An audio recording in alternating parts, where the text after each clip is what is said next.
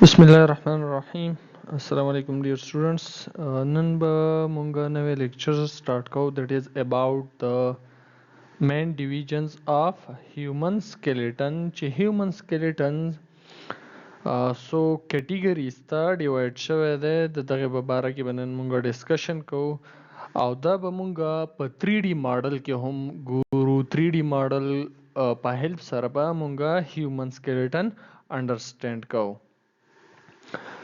سٹارټ اخلو چې د یو بیبي برث وشي نو د برث په ټایم کې تقریبا 350 بونزي وس د دې پرپس څه دی یو خو د دې پرپس دا دی چې کله دا بیبي ګرو کیږي نو د بون ته د گروث لپاره سپیس اویلیبل وي بل ډیورینګ برث چې برث په ایزي طریقه سره وشي چې فیمیل ته پکې ډېر تکلیف نه برث ایزي نو د دې په باډي کې کارټلیج ډېر موجودي خو with the passage of time دا بونز به د یو بل سره فیوژن کوي او دا چې کله اډلټ سټیج ته یا سو ټایم پس د هیومن دا بونز تقریبا 206 تر کوشي نو ټوټل بونز بیا د یو هیومن په باډي کې 260 د کم بونز په دې کې فیوژن کیږي دا چې کله مونږه سکeleton په ډیټیل سره پر روانو لیکچر کې ډسکس کوو نو باغې کې مونږ وایو چې دا فیوژن څنګه کیږي او د کم بونز فیوژن کیږي د یو بل سره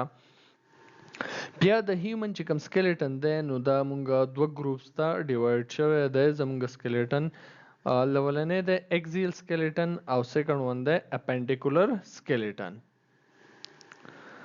اکزیل سکeleton نو کم چې د باډي سنټرل یا کور پورشن باندې کم سکeleton موجود دی په دې ډایګرام کې تاسو ته ښکاري کم چې د سکای بلو کلر دی دا چې کم پورشن دی دې ته مونږ وایو اکزیل سکeleton او په دې کې تقریبا 80 بونز موجود دي نو دا پوینټ د ځان سره یاد ساتئ چې په اکزیل سکeleton کې 80 بونز موجود دي د اکزیل سکeleton فنکشن که مونږ وګورو یو خو دا چې کم انټرنل وایټل ارګنز دي هغې ته پروټیکشن پرووایډ کوي او بل سپورټ پرووایډ کوي زمونږ باډي ته ایز ویل ایز اپنډیکولر سکeleton کوم چې دا سایډ ته موجود دی دې ته هم اټیچمنټ سایټ پرووایډ کوي په دې کې کم کم سټرکچرز موجود دي سکل دا د اکزیل سکeleton پارت دی ورټیبرې دي اینډ ریب کیج دا د اکزیل سکeleton پارتس دي سکل به لول مونږ ډسکس کو نو د ورټیبریټس چې کم هیډ پورشن دی په دې کې چې کوم سکeleton موجود دی دیٹ از کالډ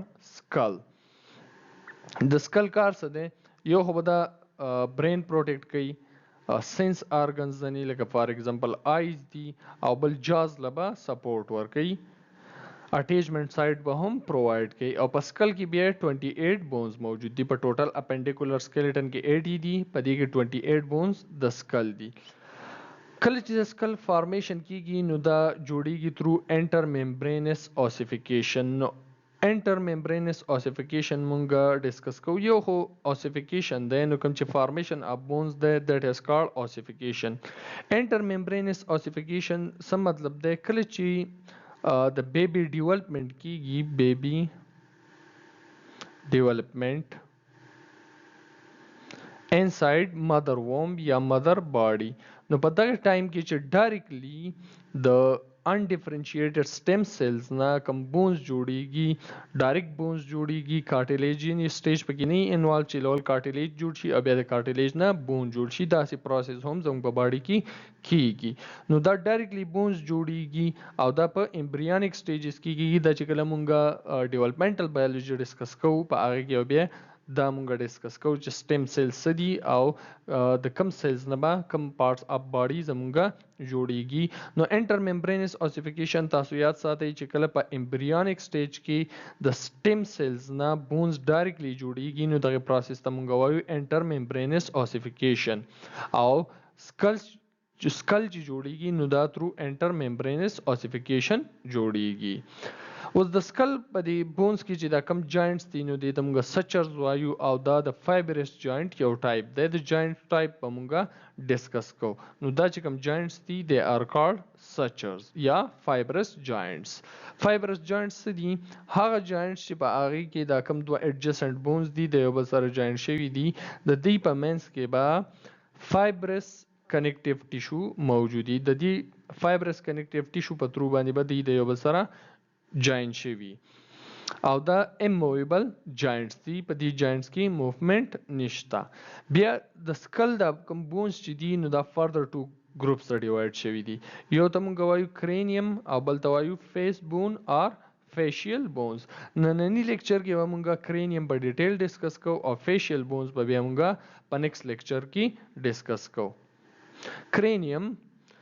کرینیم هغه پورشن دی چې دا د برین د پاسه موجود دی. د سکل چې کوم بره پورشن دی چې په هغې کې برین موجود دی، دلته برین پکې موجود دی. بیا میننجیز موجود دي د برین نه اراوند ممبرینز موجود دي. دا موږ په نروس سیستم کې ډسکس کوو، هغې ته میننجیز وایو. د دې پروټیکشن به کوي سیریبرو واسکولر، کوم چې په برین کې د بلډ ویسلز نیټورک دی دا به هم کرینیم پروټیکټ کوي. بیا فردر په کرینیم کې 8 بونز دي. کم کم بونز دي؟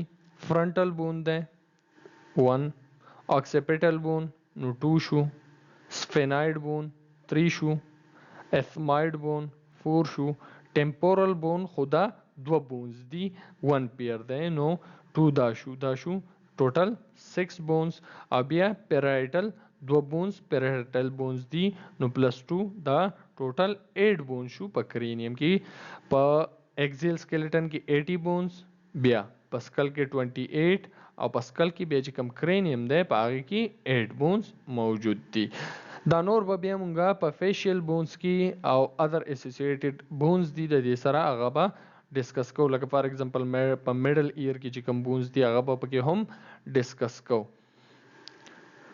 دا وګورئ تاسو کوم چې په فرنٹ پورشن باندې زمونږ بون دی فور هیډ چې کوم زمونږ دی دا فرنټل بون دی. بیا په سایډز باندې دلته دا پیرایټل، دلته چې د ایر په پورشن کې د غوږ په پورشن سره دا نږدې کوم اډوکی دی دیټ از ټمپورل بون. شاته چې سټ سایډ ته کوم اډوکی دی دیټ از occipital بون. او ethmoid بون دا مونږه په ریسپیریټري سیستم کې هم خبر ډیټیل سره ډسکس کړو. په 3D ماډل کې به واپس دا وګورو.